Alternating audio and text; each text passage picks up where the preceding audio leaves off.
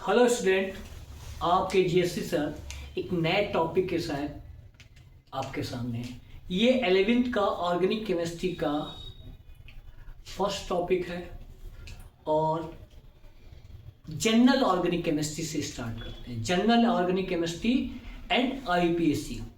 General chemistry आपको आ जाएगी तो आईपीएससी भी क्लियर हो जाएगा। ठीक है, तो स्टार्ट करते हैं organic chemistry. Okay, organic chemistry.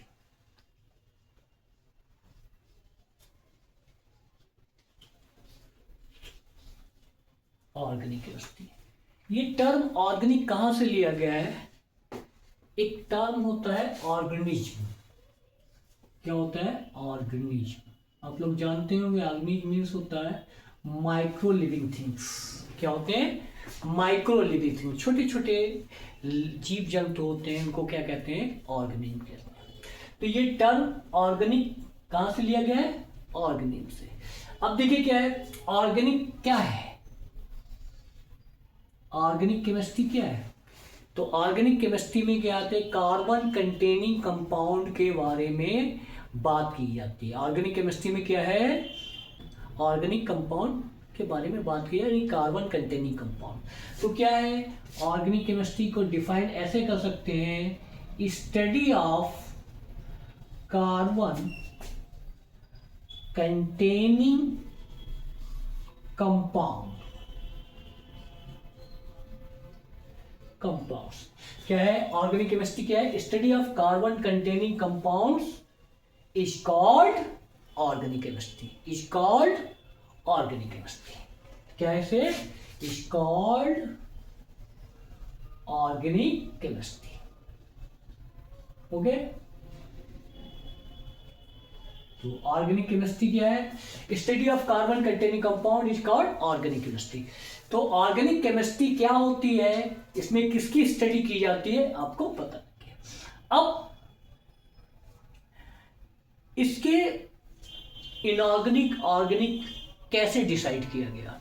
लेमरिक एक साइंटिस्ट है, उन्होंने ऑर्गेनिक इनऑर्गेनिक कंपाउंड को क्लासिफाइड किया। फर्स्ट क्लासिफिकेशन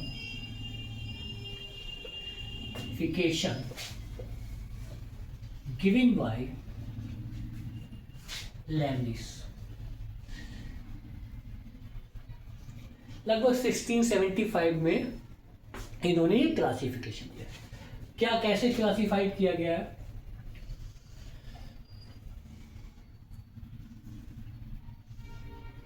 देखिए, some compound obtain from animals like fat, proteins. Some compounds obtained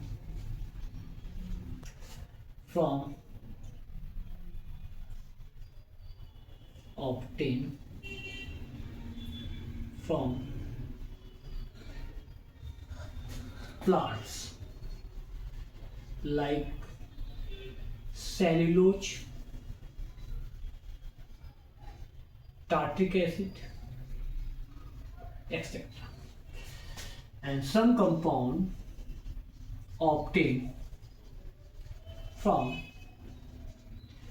earth crust. अब जानते होंगे अर्थ क्रस्ट का मतलब है कि अर्थ के ऊपर एक लेयर होती है, उसको क्या कहा जाता है? Earth crust. वहां से लिए तो जैसे like that sodium chloride, sodium sulphate etcetera. अब लेमेरी साहब ने स्टडी किया किसका? इन कंपाउंड की स्टडी किया। Some obtain from the animals, कुछ कंपाउंड एनिमल से ऑब्टेन किए, fat like protein. Some compound obtain from the plant like cellulose, tartaric acid, है ना, और सब obtain from the earth crust. तो इन कंपाउंडों को जब स्टडी किया लेमेरी ने, तो क्या हुआ? इन्होंने बताया ये जो कंपाउंड आपके ये ये कंपाउंड जो थे आपके, जो एनिमल से निकाले गए थे, जो प्लांट से निकाले गए थे, वो सब क्या थे? कार्बन कंटेनिंग कंपाउंड थे। वो सारे क्या थे? कार्बन कंटेनिंग कंपाउंड थे। तो इन कंपाउंड को लैमेरी साहब ने क्या कहा? Organic compound. क्या कहा? Organic compounds. सारे कंपाउंड्स क्या थे? Organic compounds. अब कुछ कंपाउंड जो अर्थ क्रस्ट से निकाले वो ऑर्गेनिक नहीं थे, तो इसके आगे उन्होंने क्या कहा? ये ऑर्गेनिक नहीं है, तो इन कंपाउंड्स को क्या कहने लगे? इन कंपाउंड को क्या कह दिया गया? आगे लगा दिया इन ऑर्गेनिक कंपाउंड। क्या कह दिया गया? In organic compounds.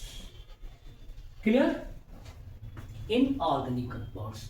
तो ये सब क्या है? Inorganic compound. ये सब क्या होते हैं? Organic compound. तो जो प्लांट और एनिमल से एक्सट्रैक्ट किए जाते हैं या निकाले जाते हैं या पाए जाते हैं, वो सारे क्या? ऑर्गेनिक बताया इन्होंने। और जो अर्थ क्रस्ट से इन्होंने कंपाउंड को एक्सट्रैक्ट किया या निकाला था, तो वो सारे क्या होते हैं? इनऑर्गेनिक कंपाउंड होते हैं। बात समझ में आ गई? इस थ्योरी को बहुत दिनों के बाद एक साइंटिस्ट आए, आपके साइंटिस्ट, फादर ऑफ केमिस्ट्री। क्या होते हैं? फादर ऑफ केमिस्ट्री क्या है बताइए? लेवोसियर। फादर ऑफ केमिस्ट्री क्या है? लेवोसियर। ठीक है। इन्होंने इस क्लासिफिकेशन को एक्सेप्ट किया। इन क्लासिफिकेशन को एक्सेप्ट किया। क्या? लेवोसियर ने इस क्लासिफिकेशन को एक्सेप्ट किया। तो इस क्लासिफिकेशन को फर्स्ट क्लास, इस एक्सेप्ट करने वाले, इसको मान्यता देने वाले साइंटिस्ट का नाम क्या था? आपका लेवोसियस। इन्होंने कहा ये बात इनकी सच है। इसके बाद क्या हुआ? अब सब एनिमल्स वहां से निकल रहा है, प्लांट एनिमल से निकाले जाते हैं, तो इसकी इसी थ्योरी को फेवर करने के लिए एक साइंटिस्ट थे जिन्होंने वाइटल फोर्स थ्योरी दी। क्या दी? वाइटल फोर्स थ्योरी दी। वाइटल फोर्स थ्योरी दी। ये वाइटल फोर्स थ्योरी किसने दी थी? साइंटिस्ट वर्जिलियस ने। किसने दी थी? वर्जिलियस ने। तो this theory given by Berzelius and vital force theory given by Berzelius. इन्होंने ये कहा था कि ऑल ऑफ का organic compound found only living things, यानी कि लिविंग थिंग्स से मिलते हैं, इनको लैब में सिंथेसाइज नहीं कर सकते। वर्जिलियस वाइटल फोर्स थ्योरी के अकॉर्डिंग वर्जिलियस ने बताया कि ये सारे ऑर्गेनिक कंपाउंड केवल किसमें? लिविंग थिंग्स मिलते हैं और लैब में इनको सिंथेसाइज नहीं किया जा सकता है। तो ऑर्गेनिक वाइटल फोर्स थ्योरी क्या कहती है? Organic compound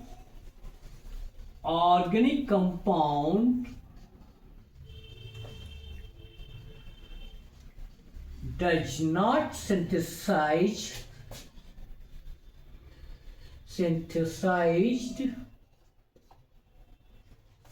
in lab. Organic compound do not synthesize in the lab. Only obtained in living things. अब इस थ्योरी को रिजेक्ट करने वाले एक नए साइंटिस्ट थे। उन्होंने कहा ऐसा नहीं हो सकता है, ऑर्गेनिक कंपाउंड को लैब में सिंथेसाइज किया जा सकता है। तो ऑर्गेनिक कंपाउंड को लैब में सिंथेसाइज किया जा सकता है, इसको, इस थ्योरी को, यानी vital force theory rejected by एक साइंटिस्ट है फ्रेडरिक वोहलर। उन्होंने इस थ्योरी को रिजेक्ट किया था। कैसे? देखिए, उन्होंने क्या कहा था कि एक इनऑर्गेनिक कंपाउंड्स को क्या किया? हीटअप किया और ऑर्गेनिक कंपाउंड को फॉर्मेशन किया। किसमें? लैब में। तो फर्स्ट ऑर्गेनिक कंपाउंड क्या था? ये यूरिया किसने बनाया था? फ्रेडरिक वोहलर ने। किसने बनाया था? अमोनियम साइनेट को हीटअप किया और यूरिया फॉर्मेशन किया था। कौन साइंटिस्ट थे? First organic organic compound formed in lab by Friedrich Wohler. एक साइंटिस्ट थे फ्रेडरिक वोलर। तो first organic compound synthesized in the lab urea from ammonium cyanate. किससे? ये इनऑर्गेनिक कंपाउंड था। ये क्या है? Inorganic compound. ओके, क्लियर हो गई बात? तो फर्स्ट ऑर्गेनिक कंपाउंड किसने बनाया था? फ्रेडरिक वोलर ने बनाया था। और क्या बनाया था? यूरिया बनाया था। ठीक है, आप लोग स्क्रीनशॉट ले लीजिए इसका। चलिए, आप लोग स्क्रीनशॉट ले लिया है ना। अब आपको एलिमेंट से organic compound, first organic compound from element कौन सा बना है आपका? साइंटिस्ट कोलवेज ने, कोलवेज साइंटिस्ट थे। इन्होंने सिंथेसाइज किया, Kolbe synthesize first organic compound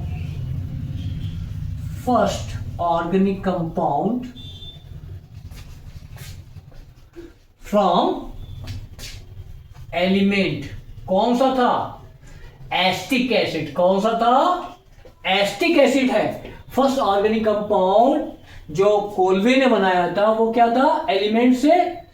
Colway synthesize first organic compound from element. कौन सा था? Acetic acid. समझे? और इसके बाद साइंटिस्ट आए आपके बर्टलेट ने सिंथेसाइज किया था क्या? आपका मीथेन फ्रॉम एलिमेंट, यानी एलिमेंट से मीथेन फॉर्मेशन किया था। ठीक है, तो दो ऑर्गेनिक कंपाउंड एलिमेंट से फॉर्मेशन किए गए थे। अब ये बात आती है, आपने देखा होगा ऑर्गेनिक कंपाउंड बहुत सारा है और इनऑर्गेनिक लाखों में है और इनऑर्गेनिक क्या है? करोड़ों में। ऐसा क्यों है? तो why are more organic compound?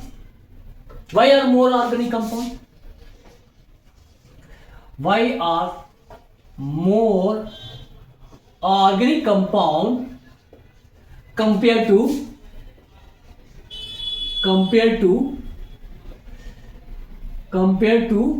inorganic? Inorganic के कंपेयर में ऑर्गेनिक कंपाउंड क्यों ज्यादा है? ये आपके दिमाग में आना चाहिए। तो उसके कुछ रीजन है जिसकी वजह से ऑर्गेनिक कंपाउंड ज्यादा अमाउंट में पाए जाते हैं, ज्यादा नंबर्स में पाए जाते हैं। तो उसमें फर्स्ट रीजन है कैटिनेशन। क्या रीजन है? तो पहला रीजन क्या है आपका? कैटिनेशन।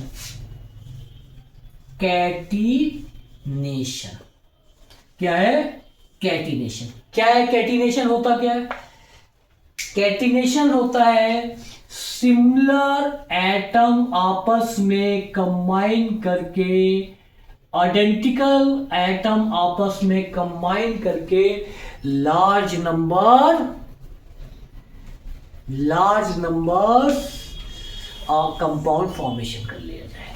ठीक है, क्या है? लार्ज नंबर में, यानी आपस में आइडेंटिकल आइटम कंबाइन करते हैं, तो ये प्रॉपर्टीज क्या कहलाती है? कैटिनेशन। और ये कार्बन में कैटिनेशन बहुत स्ट्रॉन्ग पाया जाता है। ठीक है, तो कह सकते हैं कैटिनेशन क्या है? The tendency of atom, identical atom combine each other. The tendency of, क्या है? The tendency of identical atom का मतलब similar atom combine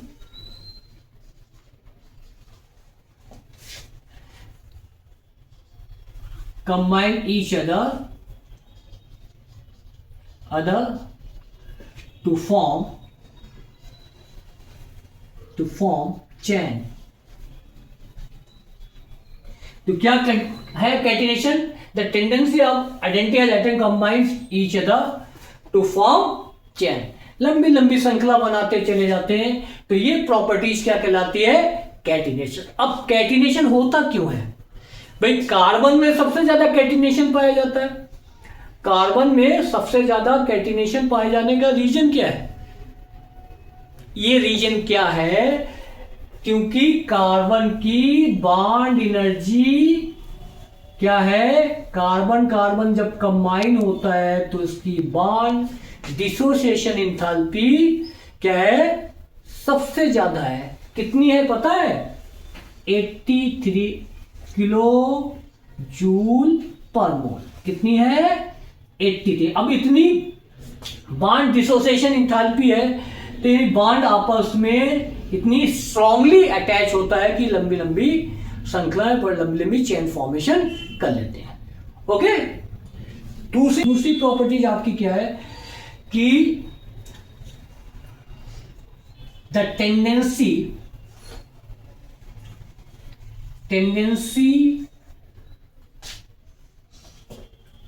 of carbon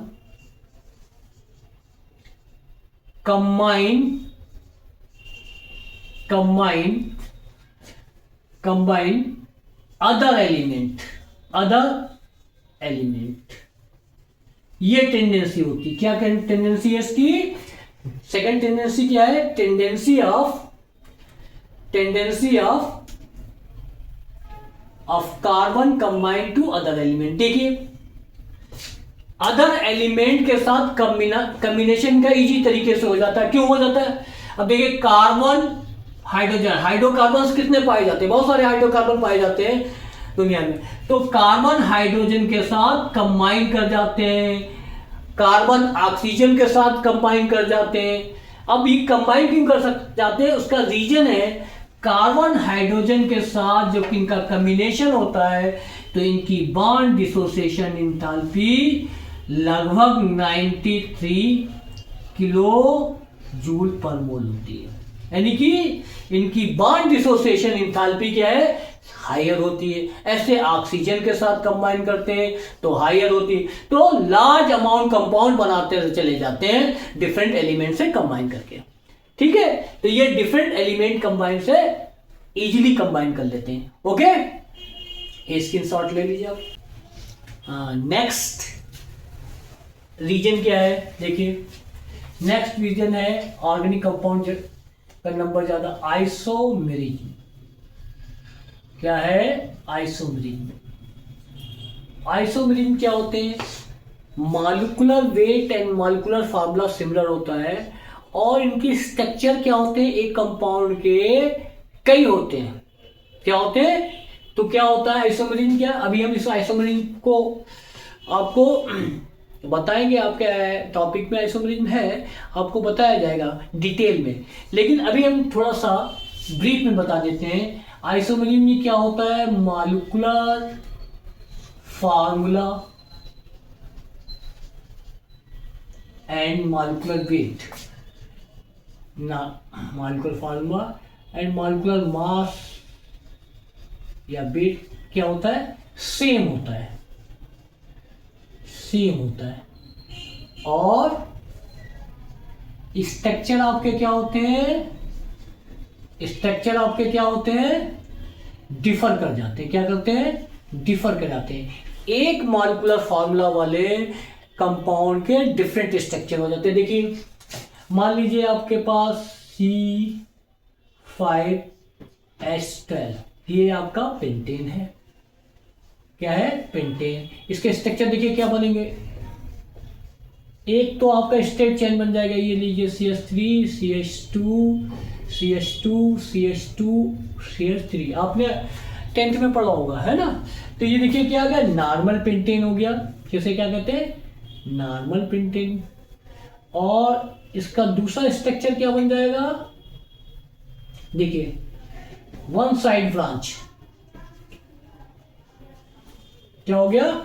one side branch, यानी दूसरा स्ट्रक्चर, पहला स्ट्रक्चर बन गया, दूसरा स्ट्रक्चर बन गया, और फिर क्या आ गया? इसका तीसरा स्ट्रक्चर की फॉर्मेशन हो सकता है। तो ये देखिए डिफरेंट कंपाउंड बन गए। ये 3 यानी एक मॉलिक्यूलर फॉर्मूला के कितने स्ट्रक्चर बन गए? 1 2 3। इसीलिए large number of organic compound formation होते हैं, लार्ज ऑर्गेनिक कंपाउंड दिखाई देते हैं कंपेयर टू इनऑर्गेनिक। तो एक फैक्टर क्या है, ये आइसोमेरिज्म भी है। इसको फिर बाद में पूरी तरीके एक्सप्लेन किया जाएगा, लेकिन आपको रीजन जो हम बता रहे हैं, किसके बता रहे हैं, ऑर्गेनिक कंपाउंड ज्यादा क्यों होते हैं। ठीक है, देखिए थर्ड रीजन हो गया। एंड फोर्थ रीजन क्या है, quadri covalency of carbon, covalency of carbon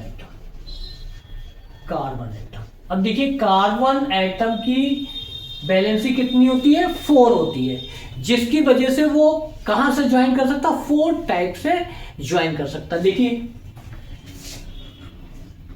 1 2 3 4, ये देखिए यहां से भी पॉइंट, यहां से भी आपको देखिए ये CH3 लगा दी, यहाँ CH3 लगा दी है और CH3 लगा दी। तो ये कार्बन क्या है, क्वाड्री वैलेंसी रखता है, इसीलिए इसका कंपाउंड्स ज्यादा कंबाइन करने की टेंडेंसी रखती है। तो ये ज्यादा ऑर्गेनिक कंपाउंड बना लेते हैं। तो ये आपका फोर्थ क्या हो गया, फैक्टर हो गया कि ऑर्गेनिक कंपाउंड फॉर्मेशन करने का। ठीक है, स्क्रीनशॉट ले लीजिए। एंड अब आपको ऑर्गेनिक कंपाउंड में कितने टाइप का हाइब्रिडाइजेशन होता है उसके बारे में बात करने जा रहे हैं। देखिए हाइब्रिडाइजेशन शुरू करते हैं। हाइब्रिडाइजेशन क्या है, कुछ समझ लीजिए।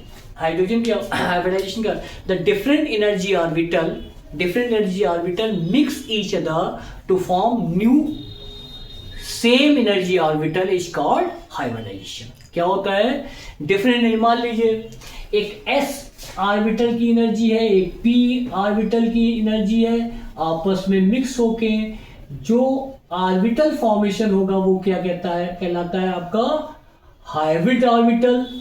और ये प्रोसेस क्या कहलाता है आपका हाइब्रिडाइजेशन। क्या है, different energy orbital mix each other to form same energy orbital is called hybrid orbital and phenomenon is called hybridization. क्या है, यह प्रोसेस कॉल्ड हाइब्रिडाइजेशन। ये आपका हाइब्रिडाइजेशन आपको इनऑर्गेनिक में बहुत डिटेल में पढ़ाया जाए, लेकिन अब ऑर्गेनिक में आपको जितने टाइप के हाइब्रिडाइजेशन होते हैं उनके बारे में बात करते हैं। तो डेफिनेशन लिखना चाहो तो आप लिख सकते हैं, the different energy orbitals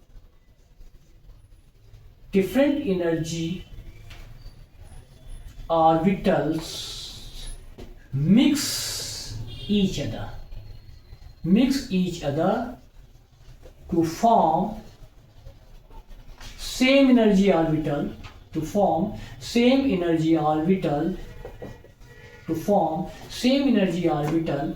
is called hybrid orbital, जो न्यू ऑर्बिटल बनेगा वो हाइब्रिड ऑर्बिटल। एंड process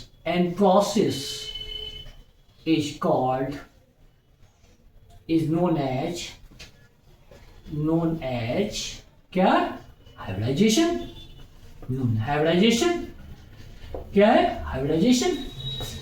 ठीक, तो different energy orbital mix each other to form same energy orbital. आप देख लीजिए यहाँ पे सेम एनर्जी लिख सकते हैं, और भी सेम एनर्जी आप देखिए यहाँ पे लिख सकते हैं, same energy orbital is called hybrid orbital and process is known as hybridization. Clear हुई बात। The different energy orbital mix each other to form same energy orbital is called hybrid orbital and process is known as hybridization. ठीक, कितने type के hybridisation होते हैं, 3 types के, sp, number 2 sp2 and number 3 है sp3। तो होता है sp hybridization, sp2 hybridization and sp3 hybridization. आपको शॉर्ट में बताया कि sp, इसमें क्या है, s करेक्टर, और पी कैरेक्टर की बात करते हैं, एक्स कैरेक्टर कितना होगा और पी कैरेक्टर की बात करते हैं, पूछा जाता है ना, पी कैरेक्टर कितना होगा।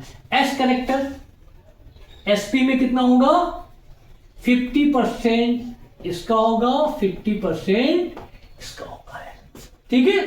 तो एस कैरेक्टर इसमें कितना है, 50% इसका है, 50% इसका होगा, ठीक है। इसमें एस कैरेक्टर कितना है, 33.3%, और इसमें कितना होगा पी कैरेक्टर, 67.7%, कितना है, सॉरी 66.7% ये कैरेक्टर होगा, ठीक है। अब इसमें कितना होगा, इसमें 25% एस कैरेक्टर और पी कैरेक्टर है 75%, ठीक है। तो एस कैरेक्टर इसमें 50% होता है, इसमें 33.3 66.7 पी कैरेक्टर होगा, और sp3 में 25% और 75% एस कैरेक्टर होता है। अब पूछा जाता है कि एस कैरेक्टर क्या करता है, एस कैरेक्टर से क्या, देखिए आपका एस कैरेक्टर है, दैट मीन्स एस कैरेक्टर का मतलब क्या है कि एस ऑर्बिटल जितना ज्यादा होगा वो न्यूक्लियस के पास होता है। एस कैरेक्टरिस्टिक ज्यादा होगी तो न्यूक्लियस के पास होगा, तो स्ट्रॉन्गेस्ट फॉर्मेशन करेगा, क्या करेगा, स्ट्रॉन्गेस्ट फॉर्मेशन करेगा, ठीक है। क्लियर हुई बात। अब बात करते हैं आपका कैसे निकाला जाएगा हाइब्रिडाइजेशन, कैसे, ऑर्गेनिक केमिस्ट्री का हाइब्रिडाइजेशन निकालने के लिए एक फॉर्मूला हम आपको दे देते हैं। हाइब्रिडाइजेशन इक्वल टू, पूरा लिख देते हैं वरना हम, hybridization equal to number of sigma bond plus lone pair electron plus lone pair electron. Hybridization में क्या है, hybridization equal to number of sigma bond plus lone pair electron. अब किसी भी कंपाउंड का आपको हाइब्रिडाइजेशन निकालना है तो देखिए कैसे निकालेंगे, CH3 CH2, ये देखिए मैं हर एक एलिमेंट पे, हर कार्बन पे हाइब्रिडाइजेशन निकालता हूं। देखिए क्या है, इस कार्बन की बात की जाती है, कितना हाइड्रोजन है इस कार्बन पे, क्या है, देखिए कितने सिग्मा बॉन्ड है, बताओ भाई इसमें कितने सिग्मा बॉन्ड है, देख रहे हैं आपको, इसमें एक ये सिग्मा बॉन्ड, ये एक सिग्मा बॉन्ड, एक इसमें सिग्मा बॉन्ड, एक इसमें, lone pair zero, lone pair कितना है, जीरो है, तो इसका हाइब्रिडाइजेशन क्या होगा, देखिए नंबर ऑफ सिग्मा बॉन्ड कितने हैं, हाइब्रिडाइजेशन निकाल, नंबर ऑफ सिग्मा बॉन्ड कितने हैं, 4, लोन पेयर जीरो, वैल्यू आई 4, तो क्या होगा, एक एस ऑर्बिटल होगा और 3 पी ऑर्बिटल। इस नंबर को सेटिस्फाइड करना होता बाय द ऑर्बिटल, तो एस 3p, टोटल कितने हो गए 4। अब इसी तरीके से इसका भी होगा, इसी तरीके से ये भी आपका क्या है, sp3 हाइब्रिडाइजेशन, इसका भी सिग्मा बॉन्ड, 2 सिग्मा बॉन्ड, देखिए आप इसी में देख लीजिए, ये लीजिए कितने सिग्मा बॉन्ड 4 है, तो ये भी हाइब्रिडाइजेशन क्या हो गया, sp3। अब इसमें देख लीजिए कितने सिग्मा बॉन्ड है, 1 2 पाई, जब डबल बॉन्ड होता है एक पाई बॉन्ड होता है, एक सिग्मा बॉन्ड होता है, तो क्या हुआ, इसमें कितना हो गया, इस कार्बन में कितना हाइब्रिडाइजेशन होगा, तो देखिए हाइब्रिडाइजेशन कितने, इस कार्बन की बात करते हैं, क्या है इसका 1 सिग्मा, 2 सिग्मा, 3 सिग्मा, तो 3, लोन पेयर 0, नंबर आया 3, तो हाइब्रिडाइजेशन क्या होगा, 1s और 2p sp2 हाइब्रिडाइजेशन। इसका भी यही देखिए आप, है ना, कितना है, सिग्मा सिग्मा सिग्मा, इसका भी क्या है sp2 हाइब्रिडाइजेशन, इसका भी क्या है sp2 हाइब्रिडाइजेशन। इस तरीके से हाइब्रिडाइजेशन आप किसी का निकाल सकते हैं, आपके यहाँ पूछा जाए आप उठा के निकाल दीजिए, ठीक है, स्क्रीनशॉट ले लीजिए। चलिए इस पे क्वेश्चंस कर लेते हैं कुछ, जो हमने आपको बताया आपके समझ में आया कि नहीं आया। पेन कॉपी आप निकाल के रखे हुए हैं, पेन कॉपी निकाल के रखिए मेरे साथ, जब लेक्चर पे जुड़िए तो पेन कॉपी आप निकाल करके, उससे आपका। अब देखिए क्वेश्चन क्या बनता है, पूछा जा सकता है indicate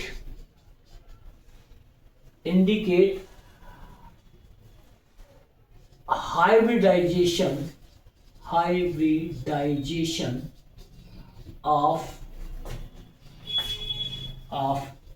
each carbon in given compound। दिए हुए कंपाउंड में जितने भी कार्बन है उनका हाइब्रिडाइजेशन आपको निकालना है। चलिए देखिए,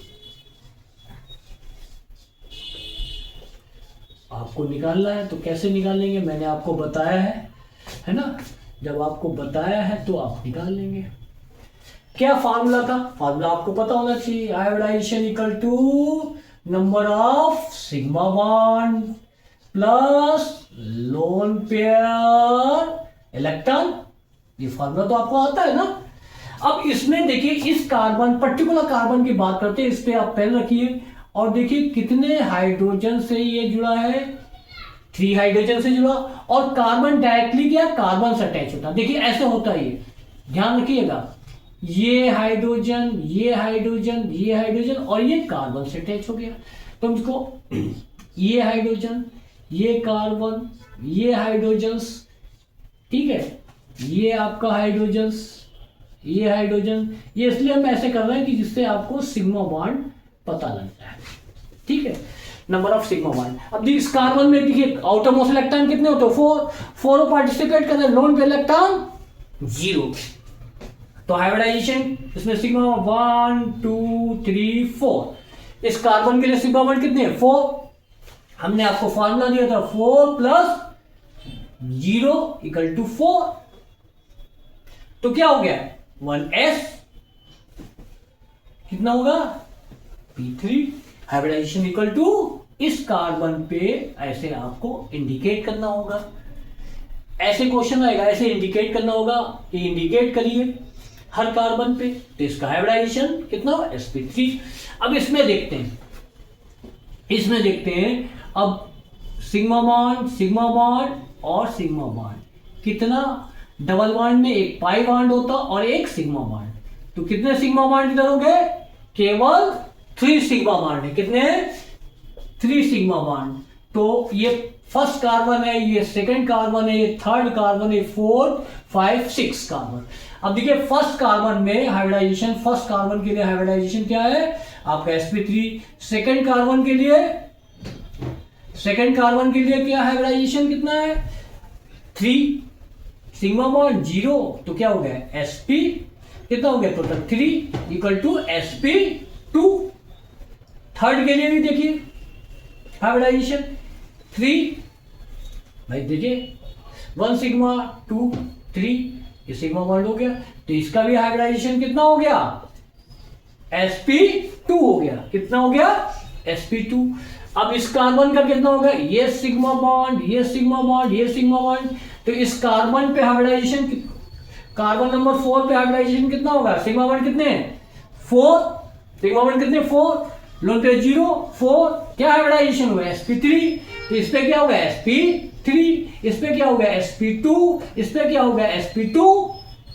अब ये इस पे देखते हैं, इस कार्बन के लिए एक सिग्मा बॉन्ड, ये इसमें 2 पाई बॉन्ड होते हैं, एक सिग्मा बॉन्ड होता है। आप जानते हैं ट्रिपल बॉन्ड में एक सिग्मा बॉन्ड 2 पाई बॉन्ड।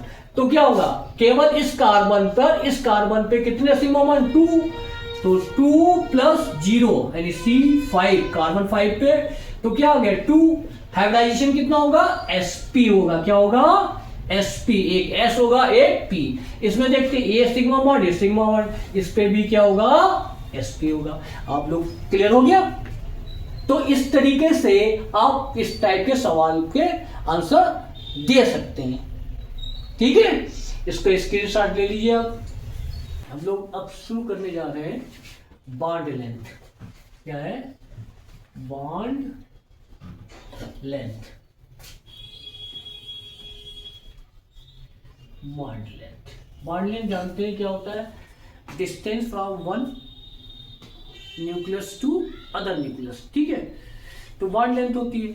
और बॉन्ड लेंथ, अब कार्बन के बॉन्ड के बिटवीन, कार्बन कार्बन के बॉन्ड के बिटवीन क्या क्या बॉन्ड लेंथ होती है, सिंगल बॉन्ड में क्या होता है, ट्रिपल बॉन्ड में क्या होता है, डबल बॉन्ड में क्या होता है, तो देखते हैं।